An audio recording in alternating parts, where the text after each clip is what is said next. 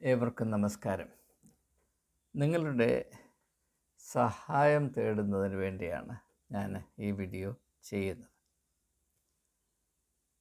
ഈ ലോകത്തിൽ സഹായം ആവശ്യമില്ലാത്ത ആരും തന്നെ ഇല്ല എന്നാണ് ഞാൻ വിശ്വസിക്കുന്നത്. കാരണം നമ്മൾ ആരും തന്നെ നമ്മളിൽ തന്നെ പര്യാപ്തമല്ല. മനുഷ്യനൊരു സാമൂഹ്യ ജീവിയാകുന്നതിൻ്റെ പ്രധാന മർമ്മം വ്യക്തികളുടെ അപര്യാപ്തതയാണ്. ഇൻഡിവിജ്വൽ ഇൻസഫിഷ്യൻസി എന്ന് ഇംഗ്ലീഷിൽ പറയാം. അതുകൊണ്ടാണ് നമുക്ക് പരസ്പരം ബന്ധം പുലർത്തേണ്ടതും പരസ്പരം സഹായിക്കേണ്ടതിൻ്റെയും ആവശ്യമുണ്ടാകുന്നത് എന്നാണ് പ്രാവർത്തികമായി എനിക്ക് മനസ്സിലാകുവാൻ ഇടയായിട്ടുള്ളത്. രണ്ടാമത്, മതപരമായ മേഖലയിൽ വരുമ്പോൾ നാം ഈ ഒരു തത്വം വേണ്ടതുപോലെ പാലിക്കാറില്ല.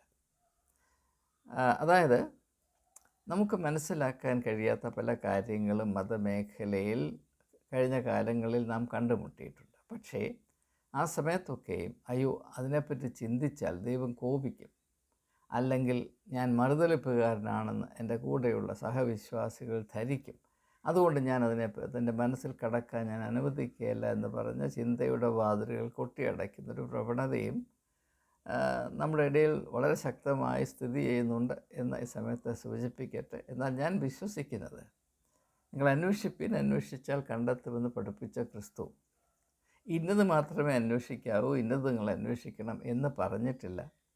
അന്വേഷണം എപ്പോഴും നല്ല ഒരവസ്ഥയാണ്. അത് മനുഷ്യൻ്റെ ആത്മീയമായ ചുമതലയാണ്.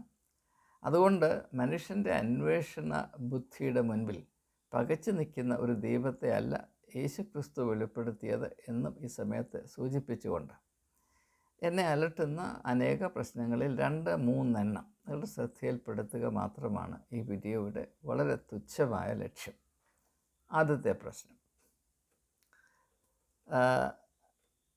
കന്യമറിയാം പരിശുദ്ധാത്മാവിനാൽ ഗർഭം ധരിച്ചു, യേശുവിനെ പ്രസവിച്ചു, അതുകൊണ്ട് അവൻ ദൈവപുത്രനാണ് എന്ന് നാം വിശ്വസിക്കുന്നു. വിശ്വാസ പ്രമാണത്തിൽ അപ്രകാരം വിശ്വസിക്കുവാൻ നമ്മെ പ്രേരിപ്പിക്കുന്നു. അങ്ങനെ നാം വിശ്വസിക്കരുത് എന്ന് ഞാൻ പറയുന്നില്ല, ദയവായി തെറ്റിദ്ധരിക്കരുത്. ഇങ്ങനെ ഉള്ള കാര്യങ്ങൾ പരാമർശിക്കുമ്പോൾ തെറ്റിദ്ധാരണകൾ വളരെയധികം വർദ്ധിക്കുവാൻ സാധ്യതയുണ്ട്. കാരണം തെറ്റിദ്ധാരണകൾ ഉണ്ടാകുന്നതിന് പ്രധാനപ്പെട്ട കാരണം നമ്മുടെ അസുരക്ഷിതാവസ്ഥയാണ്. Psychology of insecurity breeds misunderstanding. ഇതുപോലെ വ്യാപകമായൊരു മർമ്മമാണ്. ഞാൻ കൂടുതൽ അതിനെ വിമർശിച്ചാൽ സമയം പോകുമെന്നതുകൊണ്ട് ഞാൻ ആ ദിശയിലേക്ക് ഇപ്പോൾ തിരിയുന്നില്ല. അപ്പോൾ പരിശുദ്ധാത്മാവിനാൽ ഗർഭം ധരിച്ചു, കന്യക പരിശുദ്ധാത്മാവിനാൽ ഗർഭം ധരിച്ചു. അപ്പോൾ തീർച്ചയായും യേശുവിൻ്റെ വ്യക്തിത്വം തന്നെ പരിശുദ്ധാത്മാവിൻ്റെ നിറവാണ് എന്നത് യാതൊരു സംശയമില്ലാത്ത കാര്യമാണ്.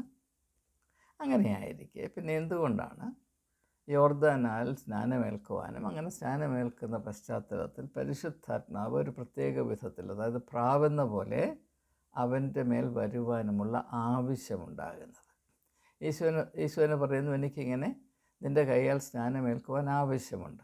ഇങ്ങനെ ദൈവത്തിൻ്റെ എല്ലാ നീതികളും നിർവഹിക്കുന്ന നമ്മുടെ കടമയാകും, നമുക്ക് ഉചിതമാകും എന്നാണ് യേശു പറയുന്നത്. അപ്പോൾ അങ്ങനെ ഒരു ആവശ്യമുണ്ട്. ഇപ്പോൾ പരിശുദ്ധാത്മാവിനാൽ ഉരുവായ യേശുവിൻ്റെ മേൽ പരിശുദ്ധാത്മാവ് വരിക എന്ന് പറയുന്നത് എൻ്റെ മനസ്സിൽ അത്ര വ്യക്തതയുള്ള കാര്യമല്ല. അത് തെറ്റാണെന്നല്ല ഞാനീ പറയുന്നത്. അത് മനസ്സിലാക്കാനുള്ള ത്രാണി ഈ തരുണത്തിൽ എനിക്കില്ല. നിങ്ങൾക്ക് അതിനെപ്പറ്റിയുള്ള അറിവുകൾ പങ്കിട്ടാൽ നമുക്ക് കൂടുതൽ വ്യക്തതയോട് ഇങ്ങനെയുള്ള വിശ്വാസ പ്രമാണങ്ങൾ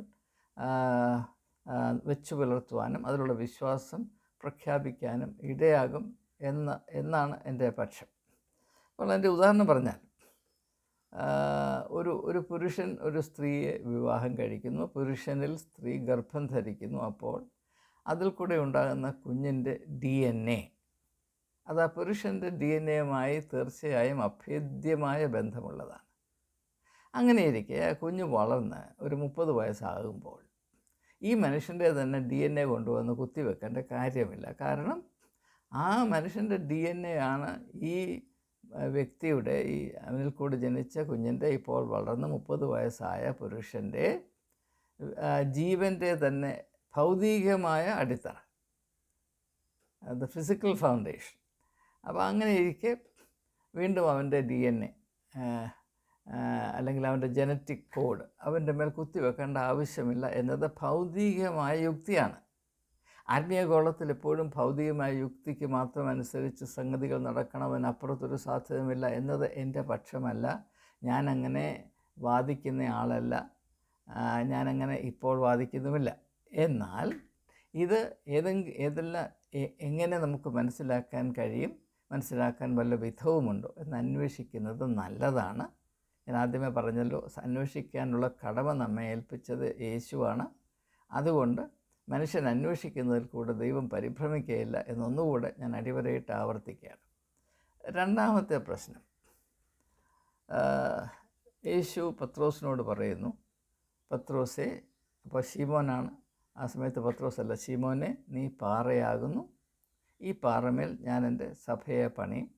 പല വേദപുസ്തക പണ്ഡിതന്മാരും പറയുന്നത് ഇത് യേശു പറഞ്ഞതല്ല, യേശു പറഞ്ഞു എന്ന വിധത്തിൽ സഭയുടെ അധികാരം ന്യായീകരിക്കുന്നതിന് വേണ്ടി പിൽക്കാലത്ത് ഇതിനകത്ത് കള്ളക്കടത്ത് സ്മഗിൾ ചെയ്ത് കൊണ്ടുവന്നതാണ് എന്നാണ് പലരും പറയുന്നത്.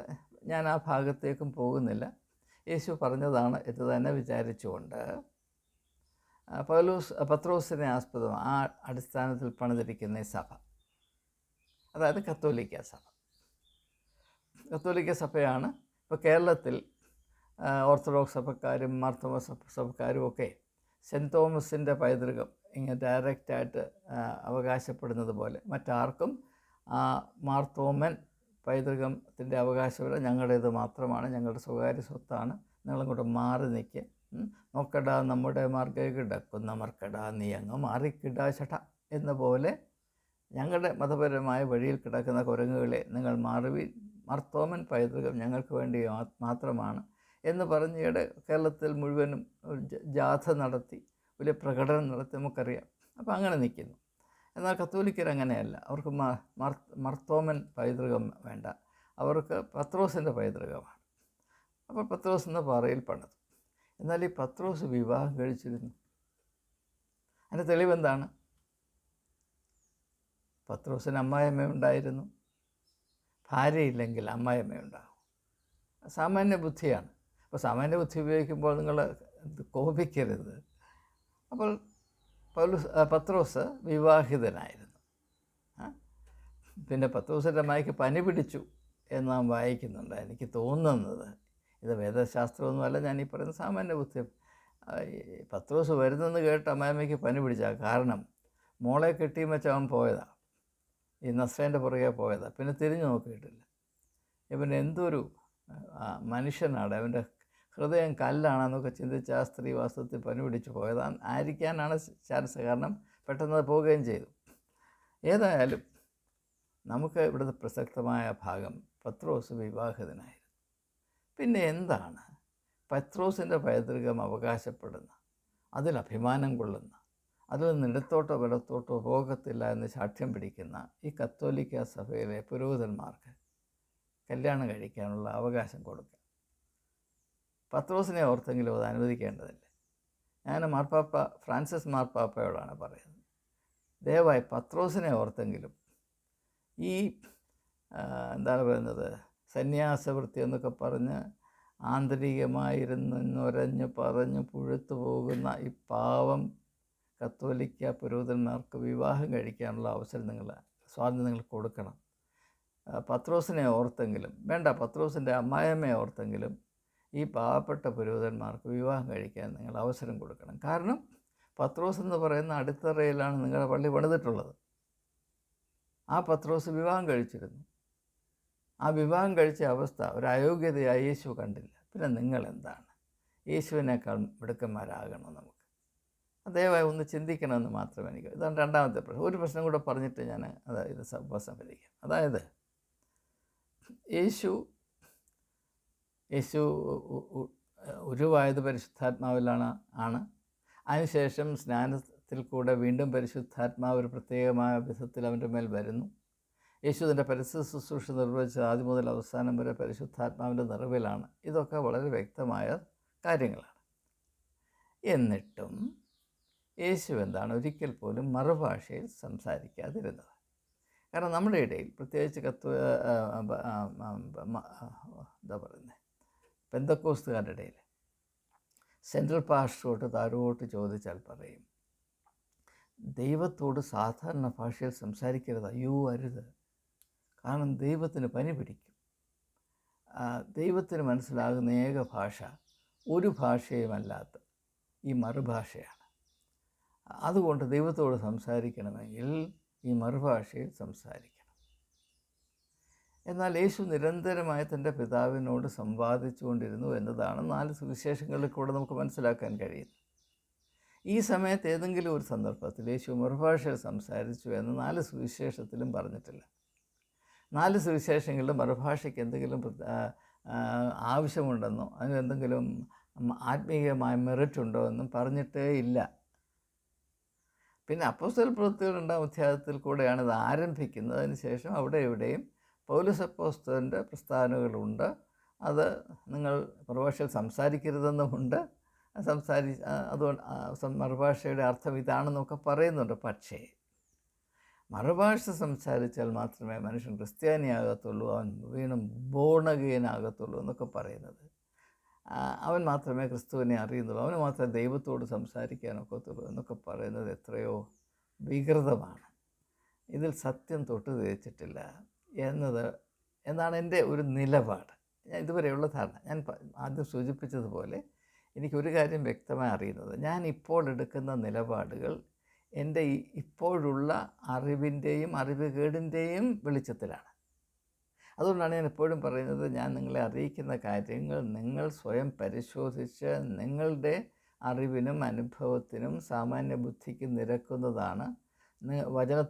വചനത്തെ സംബന്ധിച്ചുള്ള നിങ്ങളുടെ അറിവിനോട് നിരക്കുന്നതാണ് എങ്കിൽ മാത്രമേ സ്വീകരിക്കാവൂ എന്ന് പറയുന്നത്. കാരണം ഒരു മനുഷ്യനും ഒരു കാലത്തും സത്യത്തിൻ്റെ കുത്തക ഉണ്ടാകുവാൻ ഒരു മാർഗവുമില്ല. അതുകൊണ്ട് നാം ഏവരും വളരെ വിനയത്തോടുകൂടെ വേണം സത്യത്തിൻ്റെ മേഖലയിൽ സ്ഥിതി ചെയ്യുവാൻ, സത്യത്തെ സാക്ഷീകരിപ്പാൻ എന്നതാണ് ഞാൻ വളരെ വ്യക്തമായി അറിയുന്ന ഒരു കാര്യം. അപ്പം അതുകൊണ്ട് ഞാൻ ഈ ചോദ്യങ്ങൾ ഉന്നയിക്കുന്നത് എൻ്റെ പരിമിതികളെ സമ്മതിക്കുവാനും എനിക്ക് നിങ്ങളുടെ സഹായം ആവശ്യമുണ്ട് എന്ന കാര്യം വളരെ തുറന്ന് സമ്മതിക്കാനും മാത്രമാണ്. നമുക്കങ്ങനെ പരസ്പരം അറിയിച്ചും അറിഞ്ഞും സഹായിച്ചും സഹായം സ്വീകരിച്ചും വലിയ നാട്യത്തിൻ്റെയും കപടഭക്തിയുടെയും ഒന്നും ആവശ്യമില്ലാതെ നമ്മളെല്ലാവരും പച്ച മനുഷ്യരാണ്. അതുകൊണ്ട് തന്നെ കുഞ്ഞുങ്ങളെപ്പോലെ, ഇപ്പോൾ ഒരു കൊച്ചു കുഞ്ഞിൻ്റെ മനസ്സിൽ യേശു പറഞ്ഞില്ല, നിങ്ങൾ ശിശുക്കളെ പോലെ ആയി വരുന്നില്ല, എങ്ങനെ സ്വർഗ്ഗരാജ്യത്തിൽ പ്രവേശിക്കുകയില്ല. ഒരു കൊച്ചു കുഞ്ഞ് ചോദ്യങ്ങൾ ചോദിക്കുന്നത് പോലെ അല്ലെങ്കിൽ പ്രതികരിക്കുന്നത് പോലെ നമുക്ക് ചെയ്യാനുള്ള അവകാശമുണ്ട്. ഇത് പറയുമ്പോൾ എൻ്റെ ജീവിതത്തിലെ ഒരു അനുഭവം പെട്ടെന്ന് മനസ്സിൽ വരികയാണ്. എൻ്റെ ഇളയ മകൾക്ക് ഏതാണ്ട് 4 വയസ്സ് പ്രായമുള്ളപ്പോൾ ഞാൻ വളരെയധികം സ്നേഹിക്കുകയും ബഹുമാനിക്കുകയും ചെയ്യുന്നൊരു വ്യക്തി ഞങ്ങളെ സന്ദർശിക്കാൻ വീട്ടിൽ വന്നു. വളരെയധികം ഞാൻ സ്നേഹിക്കുന്ന, വളരെയധികം ബഹുമാനിക്കുന്നൊരു വ്യക്തി. അദ്ദേഹത്തിന് നല്ല ഇരുണ്ട നിറമാണ്. അപ്പോൾ ഈ കുഞ്ഞ് അദ്ദേഹത്തോട് വളരെ അടുപ്പമാണ്, സ്നേഹമാണ്. അപ്പോൾ ആ ഒരു സ്വാതന്ത്ര്യം വെച്ച് അവൾ ചെന്ന് ചോദിച്ചു, uncle why are you so dark എന്ന് ചോദിച്ചു. അപ്പോൾ അത് ഞാൻ നോക്കിയപ്പോൾ അതെൻ്റെ ശ്രദ്ധയിൽപ്പെട്ടു. അദ്ദേഹത്തിനത് ഇച്ചിരി ഒരു എളിഭ്യം ഉണ്ടാക്കി, വൈക്ലഭ്യം ഉണ്ടാക്കി എന്നെനിക്ക് തോന്നിയത് തെറ്റായിരിക്കാൻ തോന്നി. അപ്പോൾ അദ്ദേഹം പോയി കഴിഞ്ഞപ്പോൾ ഞാൻ എൻ്റെ മകളെ വിളിച്ച് പറഞ്ഞു, അങ്ങനെ ചോദിച്ചത് ശരിയായില്ല, ആർക്കും അത് ഇഷ്ടപ്പെടില്ല. ഡാർക്കാണ് എന്ന് പറയുന്നത് ഇപ്പോൾ ആരെങ്കിലും നിന്നോട് പറയുകയാണ് നീ ഡാർക്കാണ് എന്ന് പറഞ്ഞ് നിനക്ക് ഇഷ്ടപ്പെടുമോ? അവൾ പറഞ്ഞില്ല, ഇല്ല ഇഷ്ടപ്പെടത്തില്ല. അപ്പോൾ അതുപോലെ ആങ്കിളിനും ഇഷ്ടപ്പെടത്തില്ല. അതുകൊണ്ട് അങ്ങനെയുള്ള ചോദ്യങ്ങൾ വരുന്നവരോട് ചോദിക്കരുത് എന്ന് ഞാൻ പറഞ്ഞു. അവൾ പറഞ്ഞു ഒരിക്കലും ചോദിക്കത്തില്ല എന്ന് പറഞ്ഞു. അങ്ങനെ കഴിഞ്ഞ ഒരു 2 ദിവസം കഴിഞ്ഞപ്പോൾ ഇതേ സ്നേഹിതൻ വീണ്ടും ഞങ്ങളെ സന്ദർശിക്കാൻ വന്നപ്പോൾ എൻ്റെ ഇതേ മകൾ ഓടിച്ചെന്ന് അദ്ദേഹത്തെ കെട്ടിപ്പിടിച്ചിട്ട് ചോദിച്ചു, uncle why are you so fair എന്ന് ചോദിച്ചു. താങ്കൾ എന്താണ് ഇത്ര നല്ല നിറം വന്നതെന്ന് ചോദിച്ചു. അതൊരു പൈതൽ ചെയ്യുന്ന പരിപാടിയാണ്. അപ്പം അങ്ങനെയുള്ള ഒരു സ്വാതന്ത്ര്യത്തിലേക്ക് പ്രവേശിക്കുക നമ്മൾക്ക് അവകാശമുണ്ട്. അഭിനയത്തിൻ്റെ ഒന്നും ആവശ്യമില്ല. മനസ്സിൽ വരുന്നു, അത് കാര്യങ്ങൾ പറയുന്നത് തെറ്റാകാം, ശരിയാകാം. പക്ഷേ ആ പറയുന്ന സമയത്ത് നാം ആത്മാർത്ഥതയോടുകൂടെ പറയണം. അപ്പോൾ uncle why are you so fair എന്ന് ആ സമയത്ത് ആ കുഞ്ഞ് പറഞ്ഞപ്പോൾ അത് കാപട്യം കൊണ്ട് പറഞ്ഞതല്ല, അദ്ദേഹത്തെ ഒന്ന് സന്തോഷിപ്പിക്കാം. കറുത്ത നിറമാണെന്ന് പറയുമ്പോൾ ആൾക്ക് സങ്കടം വരുമല്ലോ, അത് വേണ്ട, ഞാനായിട്ടത് ഇപ്പോൾ സ്ലേറ്റിൽ വല്ലതും എഴുതി തുടച്ച് കളയുന്നത് പോലെ ഞാനതങ്ങ് തുടച്ച് കളയാം എന്ന സതുദ്ദേശത്തോടു കൂടെ തന്നെയാണ് 4 വയസ്സുള്ള കുഞ്ഞങ്ങനെ പ്രതികരിച്ച് എന്നാണ് ഞാൻ മനസ്സിലാക്കുക. ഏതായാലും ഞാൻ പറഞ്ഞു വന്നത്, ഈ മത മേഖലയിൽ വരുമ്പോൾ എല്ലാവരും കൊണ്ട് പ്രത്യേക വ്യക്തിത്വം അഭിനയിച്ച് ഞങ്ങൾ വലിയ ഭക്തരാണെന്നും ദൈവത്തോട് മുട്ടി നിൽക്കുന്നവരാണെന്നും അതുകൊണ്ട് ഞങ്ങളുടെ മനസ്സിൽ യാതൊരു തെറ്റിദ്ധാരണയുമില്ല, ഒരു അങ്കലാപ്പമില്ല, എല്ലാം സ്ഫടിക തുല്യമാണ്, സ്പഷ്ടമാണ്, ഒരു സന്ദേഹവും സംശയവും ഞങ്ങളുടെ മധ്യത്തിലില്ല, ഞങ്ങളെല്ലാവരും ഇവിടം തൊട്ട് സ്വർഗം വരെ ഒറ്റ നോട്ടത്തിൽ കാണുന്നവരാണ് എന്നൊന്നും പറഞ്ഞിട്ട് ഒരു കാര്യവുമില്ല. ഈ കാപട്യത്തിൻ്റെ ഇരകളാകരുത്. അതാണ് ഈ കപടഭക്തി യേശു ക്രിസ്തുവോട് ശക്തമായി അപലപിക്കാൻ കാരണമെന്ന് ഞാൻ വിചാരിക്കുകയാണ്. കാരണം മതമേഖലയിൽ വരുമ്പോൾ എല്ലാവരും കപടഭക്തി പാലിക്കുവാൻ നിർബന്ധിതരാണ്. അതിൻ്റെ അർത്ഥം എന്താണ്, അതിൻ്റെ നേട്ടം എന്താണ്, അതിൻ്റെ ആത്മീയമായ സാധൂകരണം എന്താണെന്ന് എനിക്ക് ഞാൻ തലപുകഞ്ഞ് ആലോചിച്ചിട്ട് എനിക്ക് മനസ്സിലാകുന്നില്ല. അത് മറ്റൊരു പ്രശ്നമാണ്. ഞാൻ ഈ 3 പ്രശ്നങ്ങൾ ഇത് ഉൾപ്പെടുത്തിയിട്ടില്ല, അത് വേണ്ട, സാരമില്ല.